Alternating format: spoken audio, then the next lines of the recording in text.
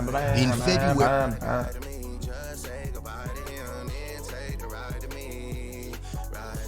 Hey, Sexy Red's music isn't garbage. Who said that? I met her in real life, man. She's cool. She's cool as fuck, man. Do not talk shit about Sexy Red. Her music is the bomb, mother sucker. You're just uncultivated, Buster. 1st, 2018, 9:20 a.m. A high-security prison south of Paris, one of the largest, most modern, and most secure detention centers in France. Hundreds of guards, massive 17-foot walls lined with barbed wire, and armored doors. The courtyards are covered with anti-helicopter netting. On all 4 watchtowers, snipers with assault rifles stand at the ready. In solitary confinement cell 207, inmate number 00-10189 waits to be escorted to a visiting room. He is the most heavily guarded prisoner in the country. He was involved in at least 30 robberies, some including hostages, one involving a cash and transit heist that led to the death of a police officer. Twice, he slipped away from the police right at the scene of the crime. And 5 years ago, in 2013, he pulled off a spectacular escape from another high-security prison, using a smuggled gun and explosives to blast his way out. 2 guards unlock his cell to pat him down. They do find something suspicious, but it's just a pack of gum. The guards like him, despite his staggering record of high-stakes crimes. He's easygoing, funny, and likable. It's almost like he's perfectly comfortable here, behind bars. Gum, huh? It's like 20 miles away, 65-year-old flight instructor Stefan Bai welcomes 2 new students, Frédéric and Julien, father and son. They're both hyped for their flight. They say they just want to tag along and watch him fly, not pilot themselves, but they do request it to be on board the Alouette 2, a vintage collector's model from the 1950s. The pair have been marveling at it because it just looks so pretty. Something feels sketchy. Stefan will later recall that he thought they were wearing wigs. But hey, money is money, right? They pay 500 euros in cash up front. Back in jail, the prisoner is escorted to the visitors block for high-risk inmates. It's situated as far away from the prison entrance as possible. Prison management has been on edge for a while, noticing a change in the inmate's behavior. He's received more visits and seemed to be sending coded messages during phone calls. His casual vibe with the guards could be a tactic to extract useful intel. A couple of days ago, a drone was spotted scouting the facility from above. Stefan is waiting for his students on an open field. He has landed on the clearing because they said they needed to stop to pee. They stepped out and disappeared behind some trees. When they return, they're armed. They claim to know his family and his home address. They say they have been watching him for months, and that their accomplices are waiting at his house as they speak. If he doesn't do exactly as they say, his family dies. They'll tell him where to fly next. On the visitor side of booth number 50, the inmate's older brother is waiting to see his sibling. He has no idea that his little brother is about to pull off the most spectacular prison break in French history. Jesus. Real?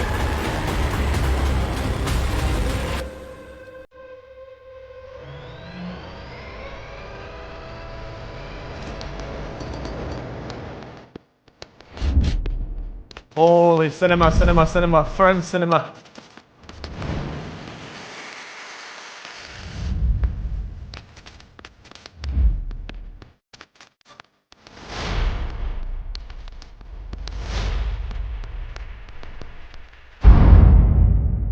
Jesus. The prisoner calmly waiting for his helicopter ride is Redouane Faïd. He's the country's most infamous criminal. He's also a best-selling author, a movie buff and adrenaline junkie, and to many in France's immigrant suburbs, he's also a legend. But to understand all this, we need to go back to the beginning.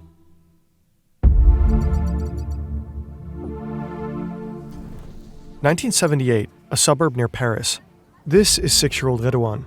He's still in kindergarten, browsing through a newly opened store with his brother, who's 2 years older than him. There's not a single thing in this shop the two could afford. Their parents are Algerian immigrants. The father works in a factory, the mother cleans houses.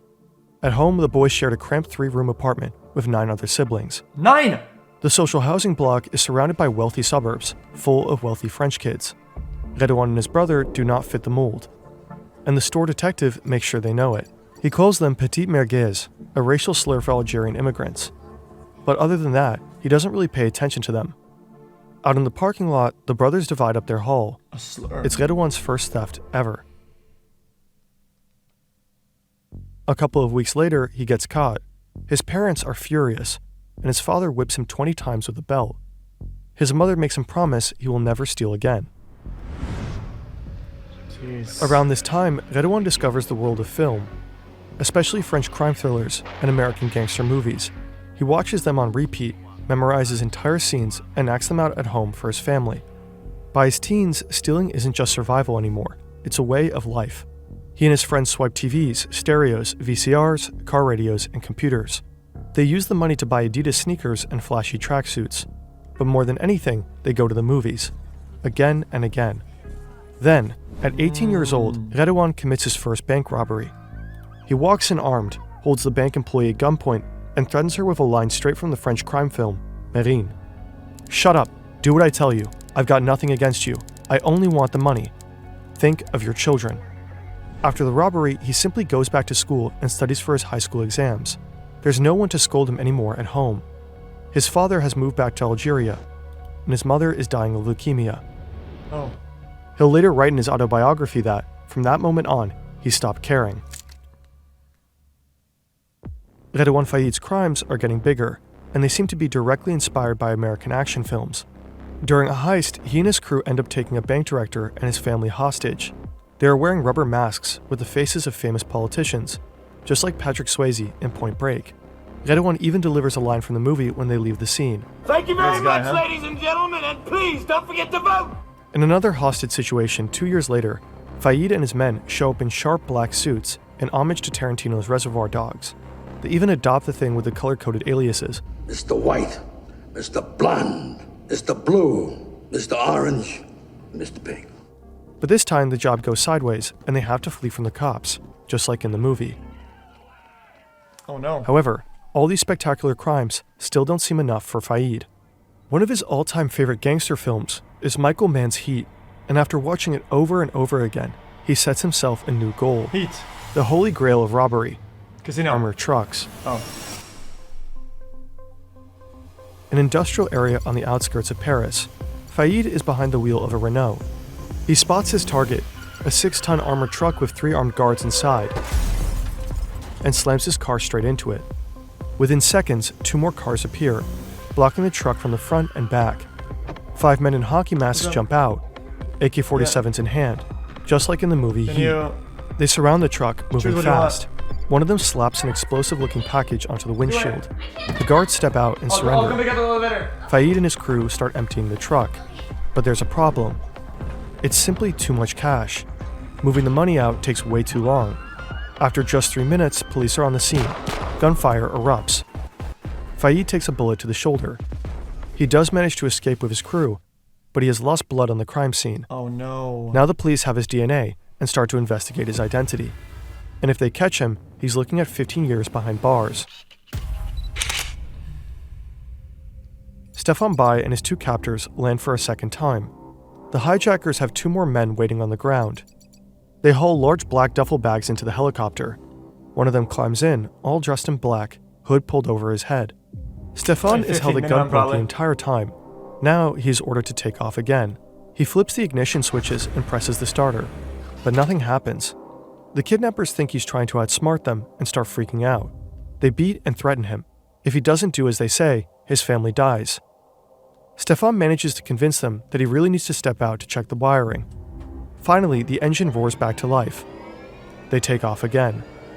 The hijackers are well prepared. Jesus, guy. The duffel bags are packed with tear gas, smoke Clutch. grenades, masks, AK-47s, and an angle grinder. And so the heli thunders towards the high-security prison, where Redouane Faïd is sitting calmly in visiting room 50, chatting away with his older brother. Hands down, this really is the kind of stuff you'd expect in a Hollywood blockbuster. But say you're in the US and can't stream this French crime thriller due to geo-restrictions. 20 years earlier, the Movenpick Hotel in Basel. An employee enters a room to prepare it for the next guest. She has no idea she is not alone. Redouane Faïd has been hiding there for over 3 hours. Outside, the police are searching for him across the entire city. A few hours earlier, Faïd was arrested on a train heading from Germany to France. German federal police took him into custody. He had been hiding abroad for months.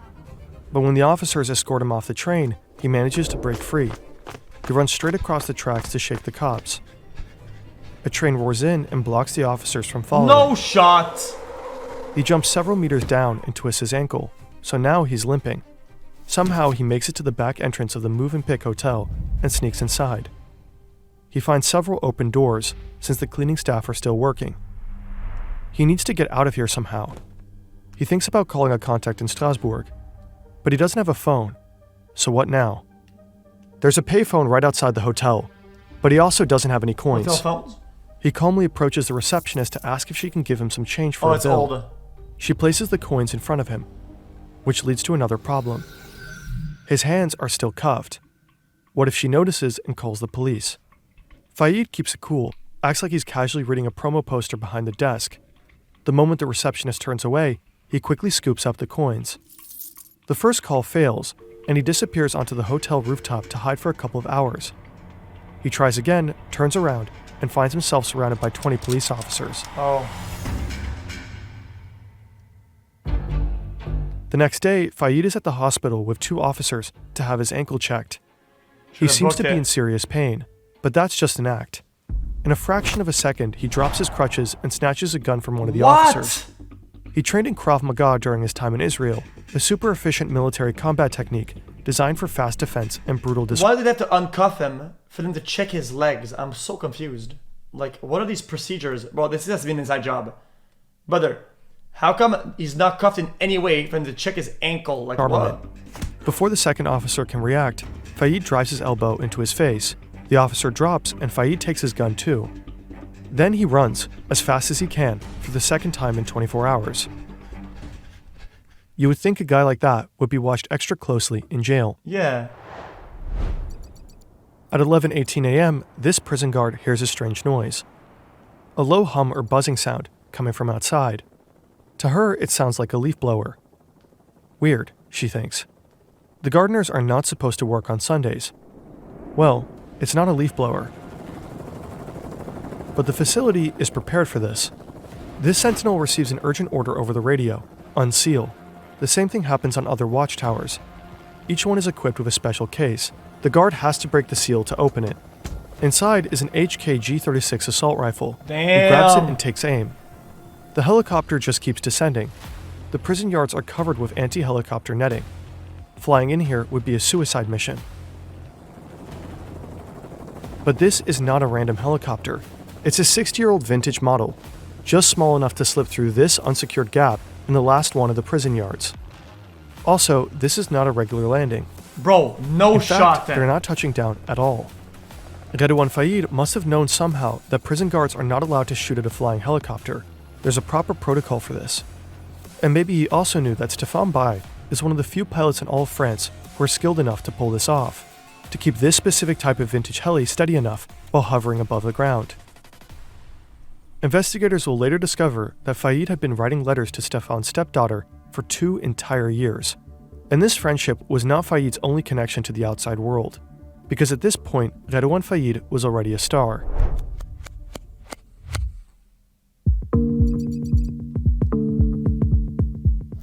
October 2010, 12 years after his escape in Basel, 8 years before his helicopter prison break, Redouane Faid sits in a French talk show. Gangster, braqueur, voyou, voleur, appelez ça comme Voyou. vous voulez, on revendique à peu près tous ces mots-là. Bonjour Redouane Faid. Bonjour. Les banques, vous en avez braqué combien en tout? Alors, Un officiellement, voyou. j'en ai braqué qu'une, puisque j'étais condamné que pour une banque. On m'a soupçonné d'en avoir braqué une trentaine, mais bon, ça c'est que des dires et des racontards.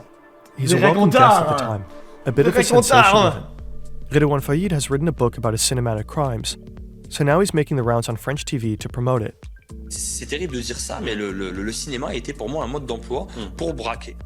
Et on voyait ça un petit peu, l'attaque de fourgon blindé en ligne de mire. Pourquoi? Parce que quand tu attaques un fourgon blindé, c'est le top des tops. The caption on screen reads, former gangster. Well, not so long ago, he was anything but.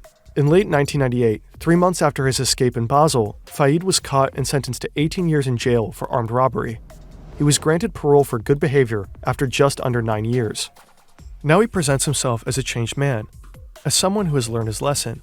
La vie de bandit, c'est que de la vie de merde. Vous savez, vous faites souffrir tout le monde. Quand vous allez en prison, c'est une sanction carrément qui est collective parce que votre famille, votre femme, vos enfants, vos frères, vos sœurs, vos parents, tout le monde paye. He got married. His brother has landed him an Pretty office young. job. He appears to be taking it easy now. At one point, he attends a film event where Michael Mann is physically present, the director of Heat, the very film that inspired his biggest heist. Moi, personnellement, je suis un ancien gangster. Malheureusement, je m'en vante pas. Je viens de faire une dizaine d'années de prison. J'ai attaqué des fourgons blindés, des bijouteries, des banques, monsieur Toubiana, je pense. Et je leur ai répondu que non. J'avais un conseiller technique, un prof de fac, une sorte de mentor, et il s'appelle Michael Mann.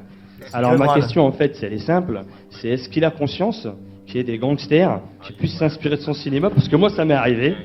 Fayed addresses Mann directly. Michael Mann looks amused, but also a bit uncomfortable. He doesn't know what to say. Thank you for that. I don't know how to respond. In another talk show stint, Fayed is asked if he thinks he could ever relapse. Ah non, bah, moi mes démons, vous savez, hein, ils sont morts, ils sont pas endormis. That's a bold-faced lie, because at this point, he's already back to committing crimes. And not just petty theft, but a crime so shocking it will shake the entire country. May 20th, 2010, Créteil, a suburb southeast of downtown Paris. Brother? Two officers are on routine patrol, Thierry M. and his partner Aurélie Fouquet. Fouquet is 26 years old. She became a mother just a year ago. For them, it's just another day on the job. But then they get a call from the National Police. They're told to head to the A4 highway exit. Some criminals are on the run in a white van. They pull up at an intersection with flashing lights and blaring sirens. They have no idea what they're about to get into. These men had a plan to rob an armored cash truck carrying 16 million euros. What? But 30 minutes ago, a routine traffic stop turned their heist into a high-speed, all-out chase with the police. Now they've... What the fuck are they doing with 6 million in one truck? Bro, they must have inside information. How? To rob an armored cash truck carrying What would a cash truck be doing with 6 mil? That'd be like the one fucking like federal transfer to some 16 million euros. But 30 minutes ago, a routine traffic stop turned their heist into a high-speed, all-out chase with the police. Now they've crashed and need a new getaway car. But at that exact moment, the two patrol officers arrive. The gang doesn't hesitate to open fire. How else do they need to move money? Brother, they don't need to move that much money though. Like 60 mil is crazy. Brother, that's like probably enough for the whole city's, all the banks combined holdings in one truck. The whole city. The windshield Probably of the patrol more. car alone is pierced by 16 bullets. Fouquet is hit multiple times. The gunmen flee. Fouquet is rushed to the hospital. How much money do you guys think a bank is currently holding on a daily basis for their daily operations? I wonder how brain dead the population is. How much money they're holding? Yeah, at about, I'd say 200K at most. At the very most, I'd be surprised if it was 200K. It'd probably be less. And by the end of the day, she is dead. So 16 mil. The murder of Aurélie Fouquet sends shockwaves throughout the entire country. At her funeral, thousands of police officers stand in mourning. Among them is French President Nicolas Sarkozy. He posthumously awards her a Medal of Honor and delivers a promise. He will do everything it takes to find out who did it. Les meurtriers d'Aurélie Fouquet, je le dis devant son cercueil, seront punis avec la sévérité qu'exige l'ignominie de leur crime. Redouane Faïd feels safe. So safe he keeps... This guy was probably famous enough that he probably even got the idea or some insider information at people that worked there, maybe that knew about the transfer. This guy was big enough with his notoriety that somebody tipped him off 100%, because that's crazy. Telling his gangster stories on camera. Here he is in a documentary. The film recounts how Fouquet was gunned down, and then Redouane Faïd appears, not as a suspect, not as a fugitive, but as an expert on this kind of heist. At the time, the filmmakers had no idea that the man sitting in front of them had a part in the kill of Aurélie Fouquet. Back on the 110. The failed attack on the armored cash truck has Faïd's signature all over it, but he has an airtight alibi, and he swears he was not involved. But investigators keep digging and eventually find compelling surveillance footage. A security camera has caught Faïd inside the white van used by the criminals. Faïd was not on the scene when the shots were fired, but police gather enough evidence to pin him down as the mastermind behind the operation. Doesn't matter at that point, does it? After 1 year on the run, Faïd is captured. Again, and he goes straight back to prison. So how about a wig? How about a wig or a mask this one time? Because this guy's baldness is affecting me in multiple ways at this If you're point. invited to a talk show or heading out on a date, there are moments when you want to look your best, but shaving is often a struggle. 2 inmates are taking out the trash, accompanied by a prison guard. Suddenly, they see a helicopter in the courtyard next to them. They wonder if it could be firefighters. The unarmed warden bolts into a nearby office, hiding behind bulletproof glass. Meanwhile, the 2 prisoners are about to witness Redouane Faïd's spectacular prison escape up close. One of the 3 men stays with Stefan, the pilot, and continues to press a gun to his head. The other 2 jump out. They are masked and wearing bulletproof vests beneath their clothes.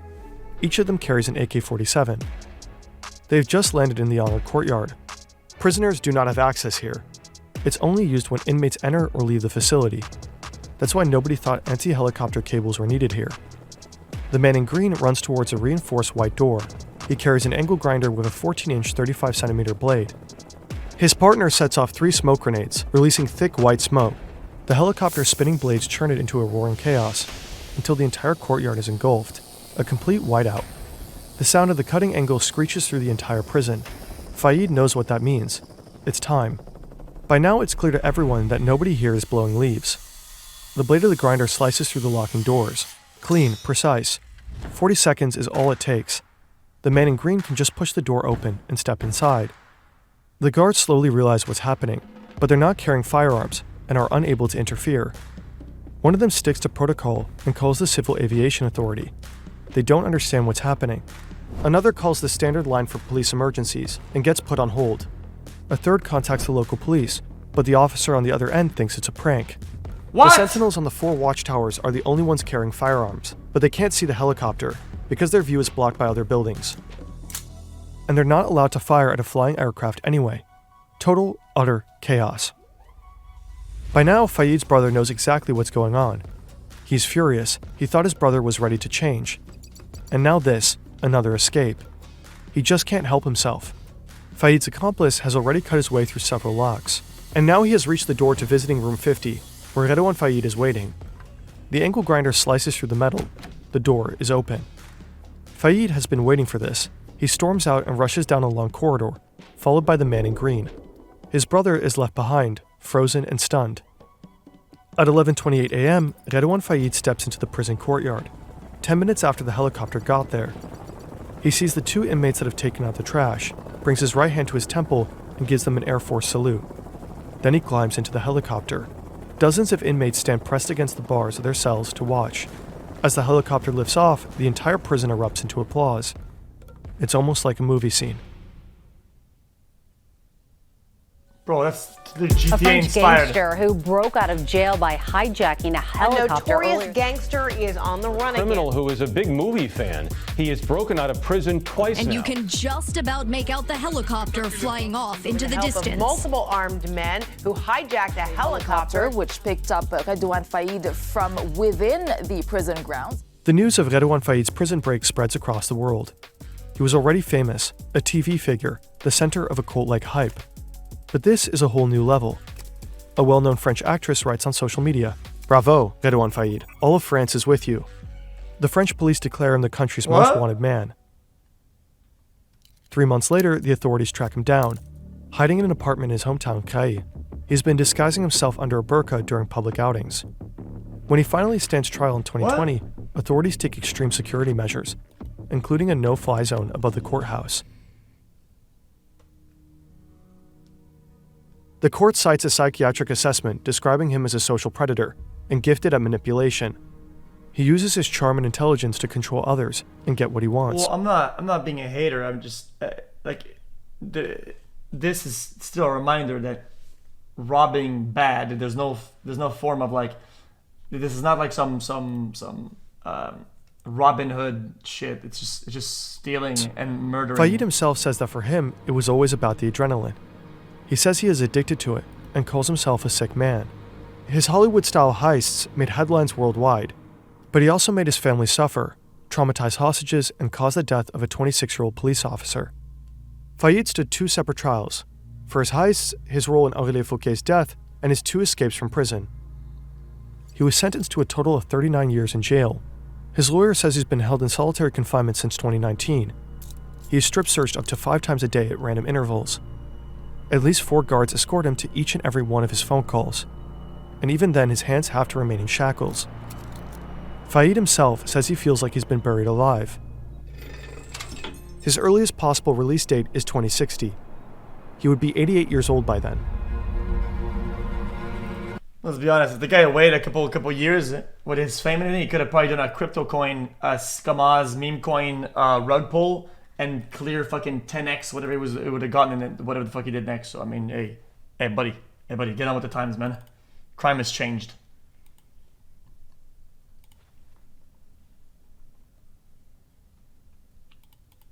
Oh, I like the adrenaline.